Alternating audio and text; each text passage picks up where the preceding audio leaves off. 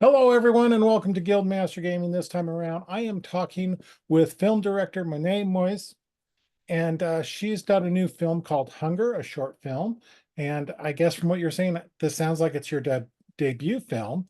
So please tell us about yourself and about your movie.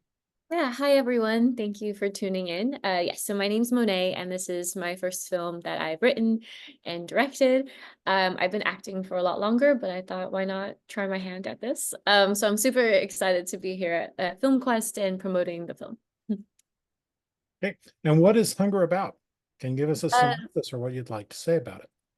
Yeah, so Hunger, it's about a young woman named Sophia who's in therapy and she's trying to get over what her therapist calls sabotaging her relationships.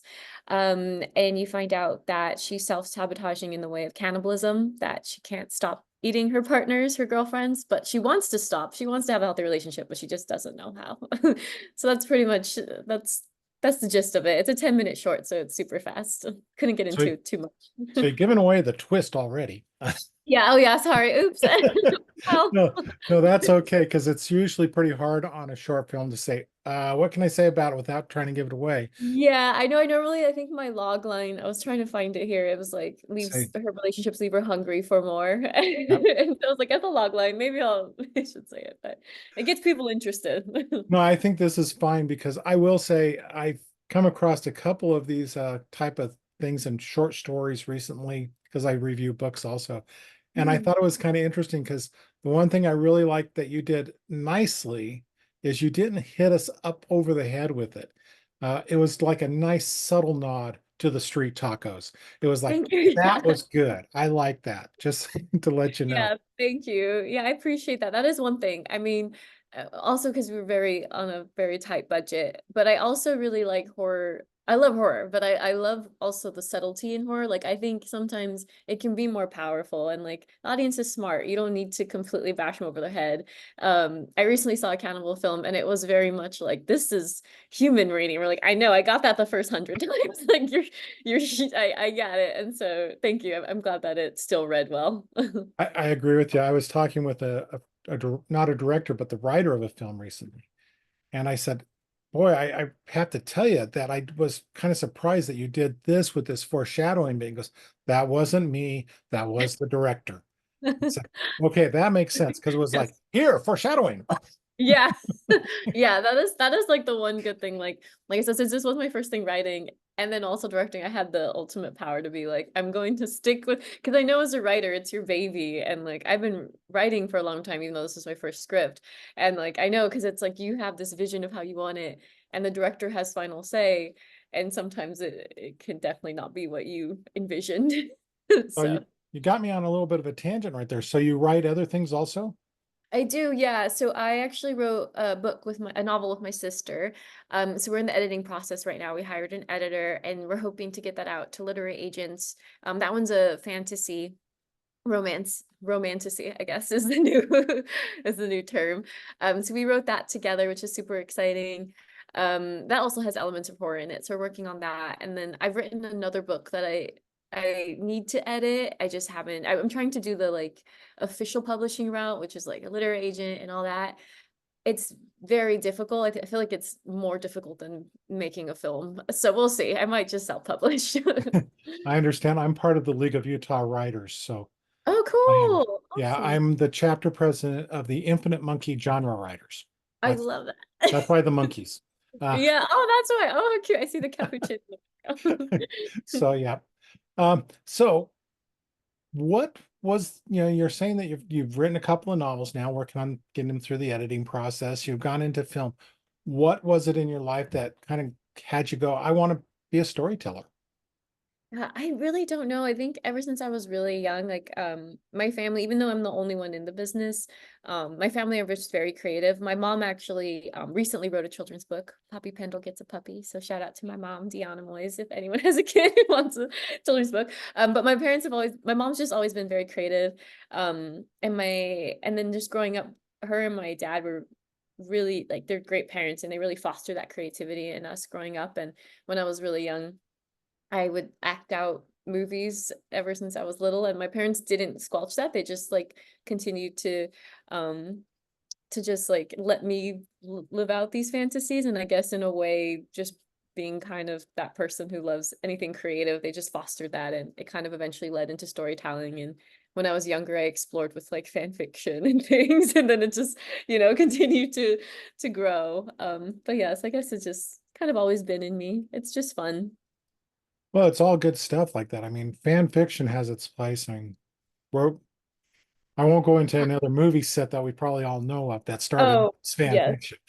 For sure. I feel like it's such a safe space to explore writing as like as a new writer, or any form of writing, no matter how comfortable you are. But like it definitely, for me, my sister, because we both did, we read a lot of fan fiction, and we wrote a lot of fan fiction separately though.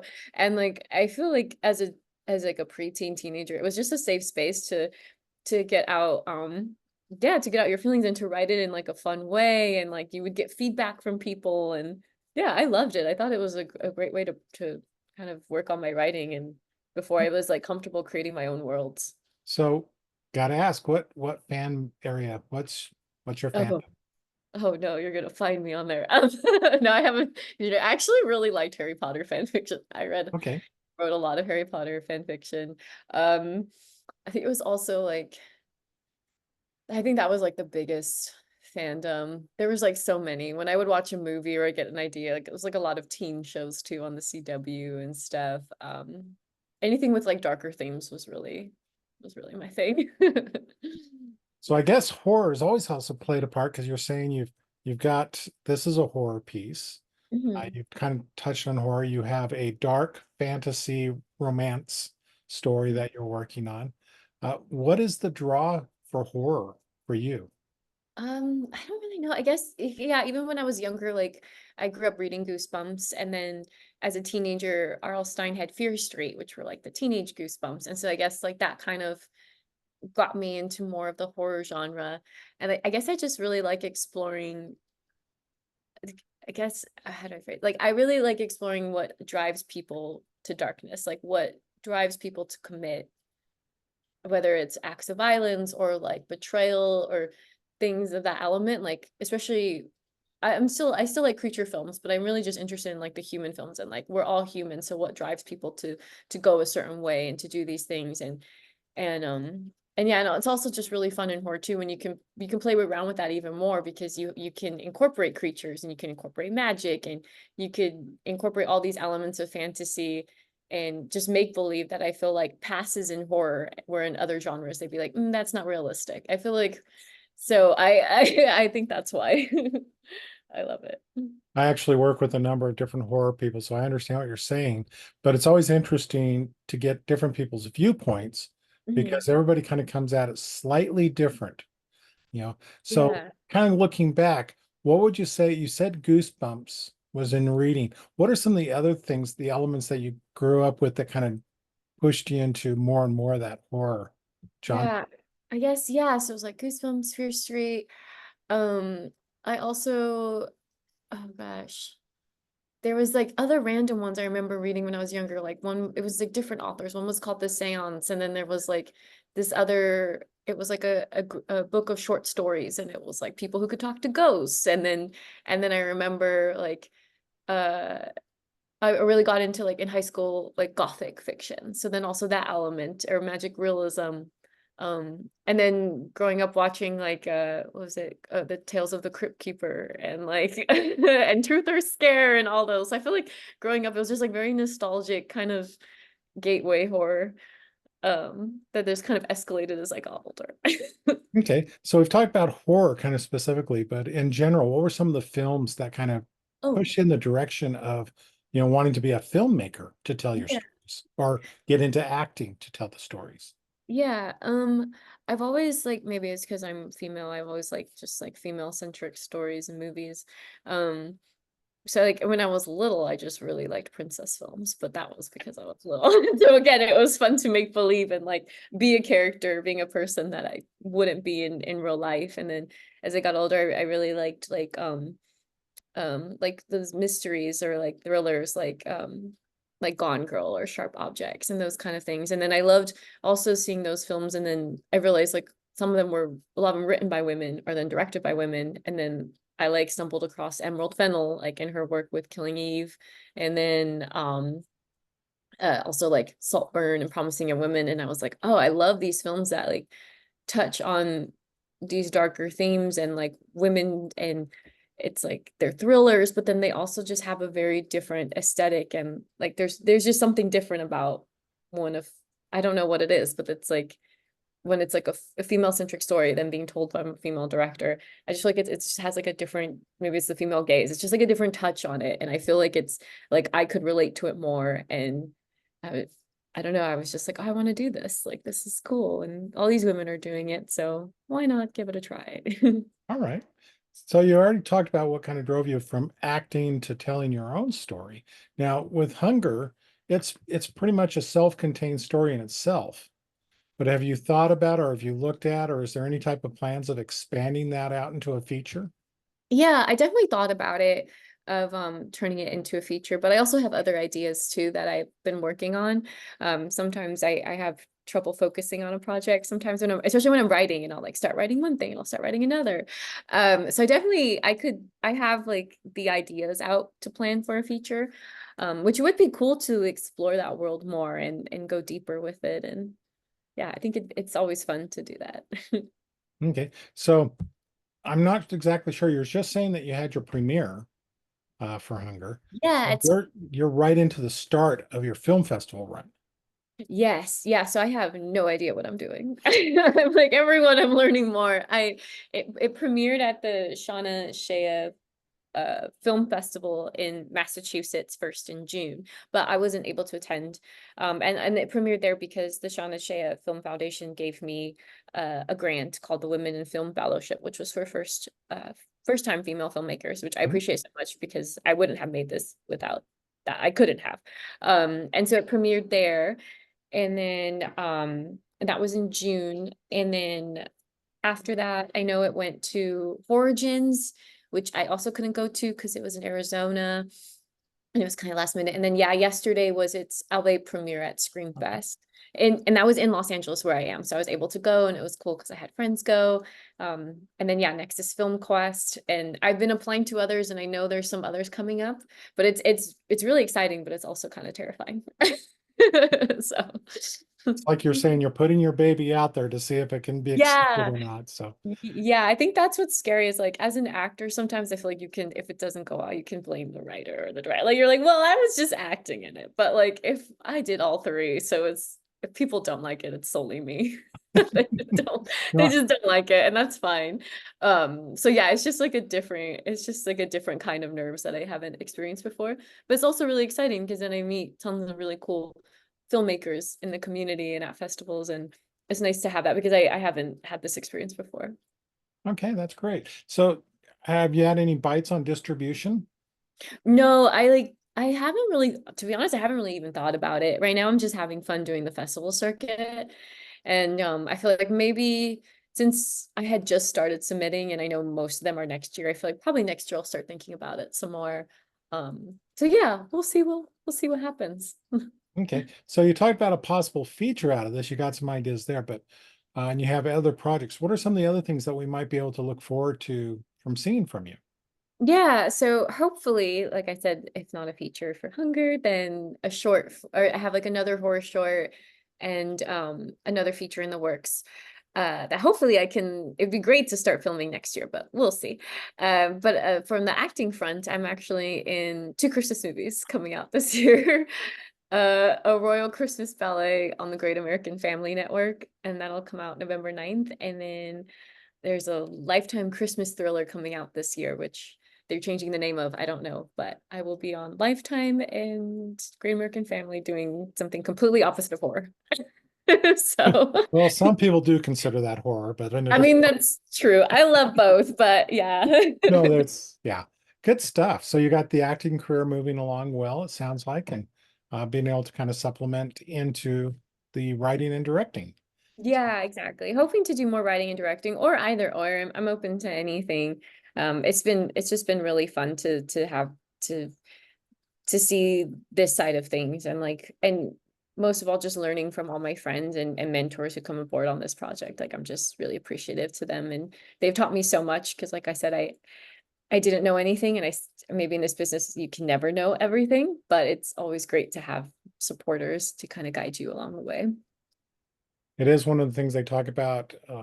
It's so collaborative.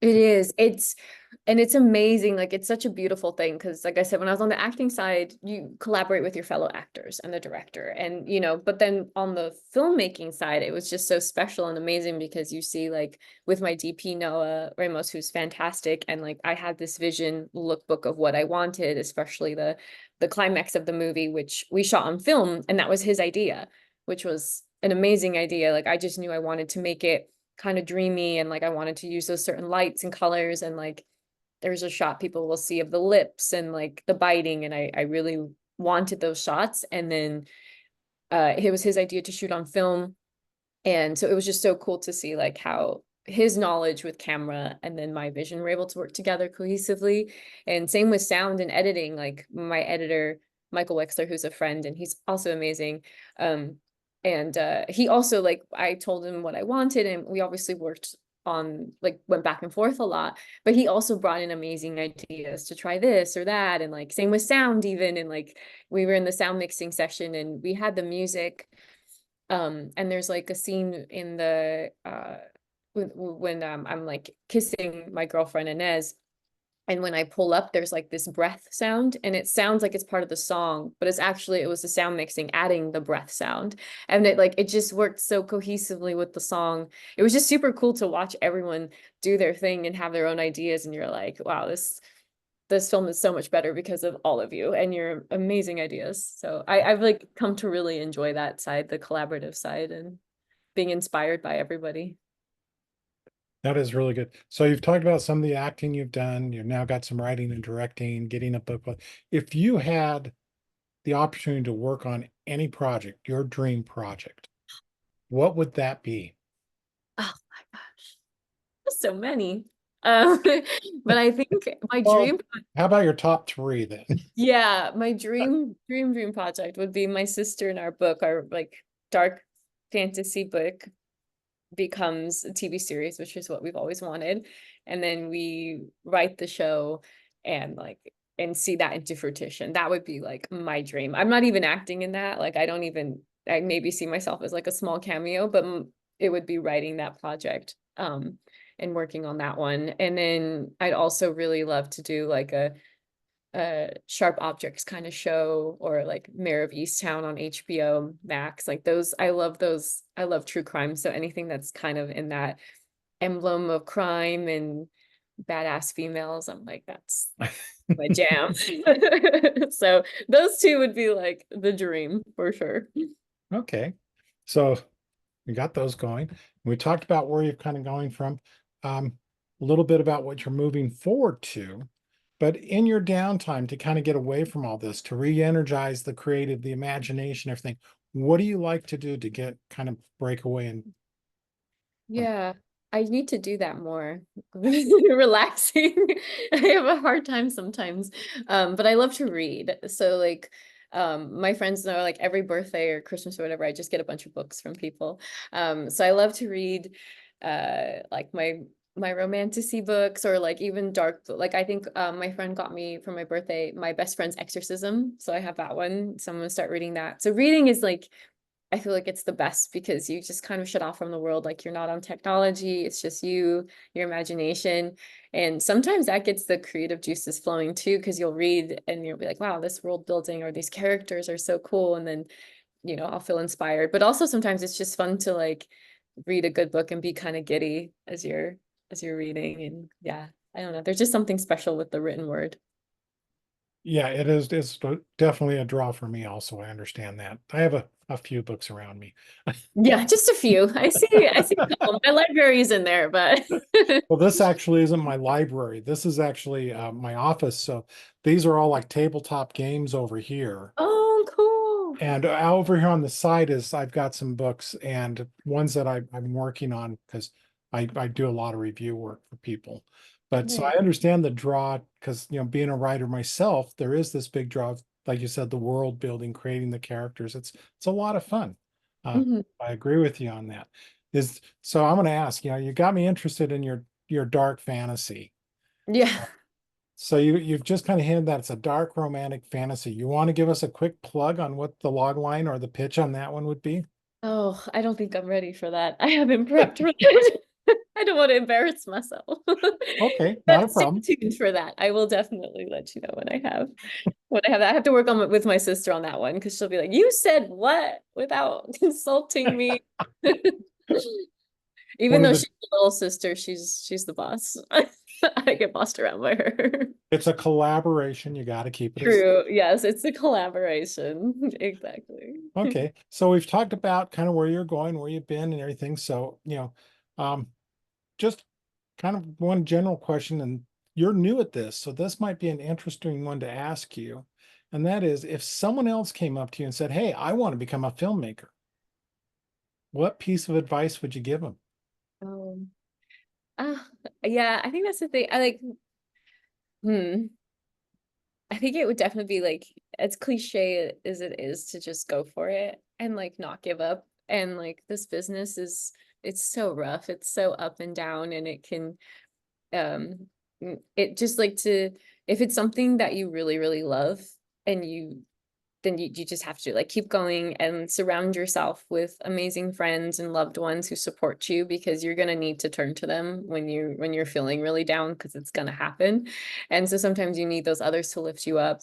So yeah, so never give up, find support around you, and just have fun. I think that's also this is like don't forget that this is fun. So make a film that you're excited about. Like don't just settle and be like, "Oh, I just want to make a film to make a film." Like no, no, no, it's hard work. So make sure it's a film that you're actually passionate about and that you're going to be proud of showing to people.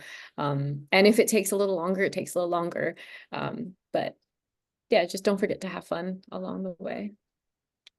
And it sounds like in your journey from writing from early on to now, you've been having a lot of fun with your career. Yes, I have been having a lot of fun. Yeah, I sometimes forget that too. Like I have to take my own words of advice where sometimes you get caught up in the things and like where you feel like you should be. But then being in the present, you're like, oh, this is so fun. Like it was so fun just being at Screamfest and like I have the filmmaker badge. So I just go like I'm going tonight to go see another screening and like it's just fun to be there with other filmmakers and watching these cool movies. And yeah, it's fun to have my screening and have my friends there to support me and like yeah, and then you meet other cool people like you and other people I meet at the festival, and so it is a lot of fun and I'm so grateful for this experience. And yeah, I don't want it to end. Keep going. Well, I think my questions have drawn to an end, though. Oh, that's I don't- fair. I can talk forever, but that's fair. I won't. I'm not, I mean, we could talk about other things, but I mean, it's really, we've been talking about your film and about you, and that's what we wanted to focus on. So before we close up, would you like to, any final call outs or shout outs to anybody or about anything? Yeah, I just have to shout out everyone who worked on Hunger. Like I said, my friend in DP, Noah Ramos, he is phenomenal. Couldn't have done it without him. All my whole family, my boyfriend Josh for being so supportive and being everyone like everything I needed him on set, and just everyone who worked on Hunger, the whole cast and crew, like Christine, my producer, who told me about the Shauna Film Foundation, and just everyone for donating their time. Michael, everybody, because I couldn't have done it without them, and I wouldn't have wanted to either. And your supporting actress at Film Quest has been nominated for Oh Best yes, Supporting yeah, Actress. So Christine. Yes, Christine's amazing. Yeah, she's my producer and she's Dr. Russo. She does it all. So yeah, which is an amazing achievement. And so I'm so happy for her and our film. But yeah, everyone's just been so great. And I wish I could list them all, but I'm drawing a blank on names. But they know who they are.